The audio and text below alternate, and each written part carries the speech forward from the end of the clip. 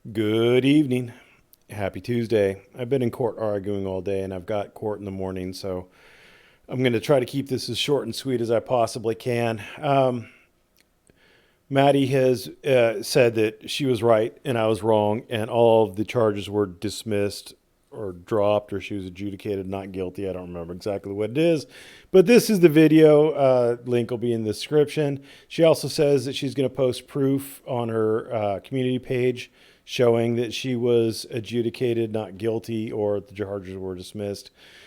You know what? F it. I'm going to go through it real quick. Real quick. Look, here's court adjudicated guilty for the improper parking. There's the case number. Adjudicated guilty for the driver's license not carried or exhibited on demand. There's a case number 928, 928. There was another one, 928. All these are Jerry Gentry is the officer. This one on 928 was dismissed. So one was dismissed, two were adjudicated guilty. Here is the first one. It is the improper parking, court adjudicated guilty, traffic infraction. There was a fine imposed of $113 to pay by 3/13/2021 on 1/19/2021. The judge's order to pay fine was entered. All of it was entered in the system. There is the sentence, money imposed. You don't get a sentence if you win. And guess what? This is the case number. You can compare it. I clicked on this little thing right here, which gave me the image.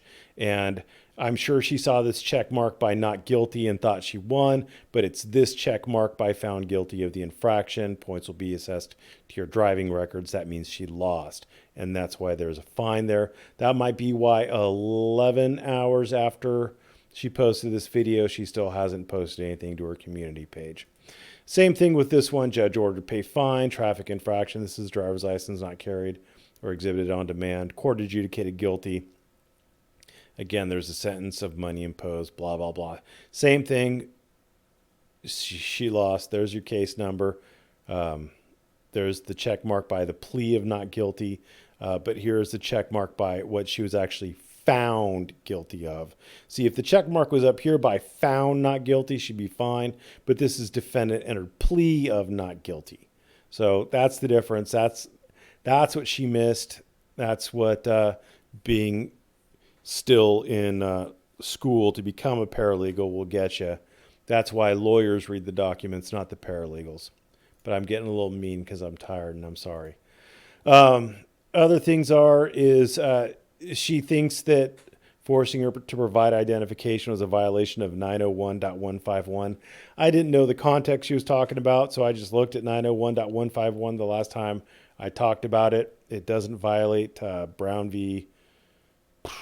Texas. But here's the difference. This is the motor vehicle statute. You'll notice that it is in effect when someone's operating a motor vehicle. And there's some leeway around that. You know, like you can't just turn off your vehicle, jump out real quick, no longer be operating the vehicle by the time the cop gets up to you and then say, I'm not operating the vehicle now. I don't have to give it to you.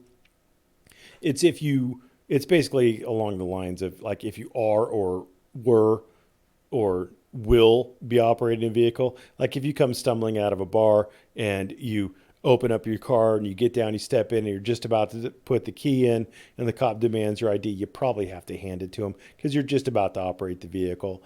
I mean, I'm just guessing here. It's probably all pretty close around that. I'm not going to research Florida law to figure it out in detail, but the key thing is it revolves around operating a motor vehicle. So if you're just walking down the street, you're not operating a motor vehicle. You weren't operating a motor vehicle. Cop never saw or suspected that you were about to operate a motor vehicle, whatever. Then the cop can't just demand your ID right then and there because you're not operating a motor vehicle. This is the motor vehicle code. It's tied to a privilege that the state can put demands on. It can demand you have a certain number of functioning taillights. They can demand that you wear a seatbelt while you're doing it, or a helmet, or what have you. They can demand you place children in child seats. They can put restrictions on that right, or on that privilege, I should say. Technically, I guess once you have the license, once you have been granted the permission to drive the vehicle, you do have some possessory interest in it that they can't just take away from you without some sort of due process, some administrative hearing, to make you lose your license or whatever. But you get my point. It's a privilege, whereas the stop and frisk law deals with anybody in the territorial jurisdiction of Florida ever. It doesn't have anything to do with operating a vehicle. And you have a right to be present in Florida if you're a United States citizen. You have a right to be present there. And they can't condition that on you having a license and handing it to them at will. They have to have a reasonable suspicion at the bare minimum. That's Hibble versus the 6th District Court. So this has that language in there. So, any reasonably indicate the person is committed, about to commit, blah, blah, blah. So this requires the reasonable suspicion. It's different than this. So they can do a ID checkpoint where they make everybody show their ID in order to get through the checkpoint if you're operating a vehicle, but they can't do it if you're walking. And that's the difference between the two things. I hope that clears it up for you, Maddie. I know you're not going to believe me because apparently we're enemies or something because you can't stand to be wrong or whatever. I don't know, but whatever. And then finally on the can she sue? Again, she's mistaking a question of law for a question of fact. The question of law was, can Maddie sue the prosecutor or the judge? Can she make them pay, in quotes, presumably monetarily? Because, of course, Maddie wouldn't be dumb enough to issue criminal threats. I haven't watched your video. I don't know. I'm merely reacting to the question that I was asked. And that was the question I was asked, and that was a question I answered, and that was a question of law. And that you don't know the difference between a question of fact and a question of law is telling. A question of law is, can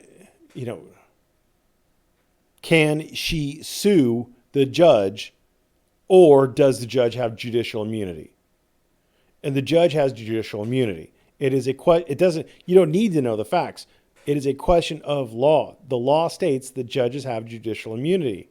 So can she sue him for a tort based on his adjudication of her trial? No. No, she cannot. He has judicial immunity. Question of law. And then down here, she says, everything was dismissed, even a disorderly charge. You couldn't possibly answer the question. You don't have enough facts, my friend. It is a question of law, not a question of facts. Anyway, I've wasted enough of your time. Maddie's wasted enough of mine. Thanks for watching. Have a great day.